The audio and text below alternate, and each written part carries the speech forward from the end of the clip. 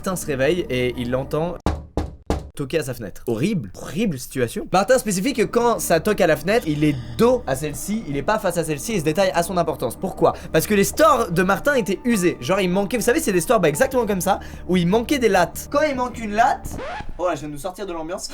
Quand il manque une latte, en gros ça fait un écart, tu vois, quand même assez considérable. Ce détail a son importance puisque Martin dit que si quelqu'un a vraiment toqué à sa fenêtre, ça veut dire qu'il peut voir Martin. Donc Martin agit en conséquence. Il est trop malin. Déjà il est trop malin, c'est abusé. Il explique que le son a été bref, genre il y a eu 5 à 6 tocs à sa fenêtre. Après avoir passé plusieurs secondes à être paralysé dans son lit et à se demander ce que c'était que ça, il y a de nouveau des tocs.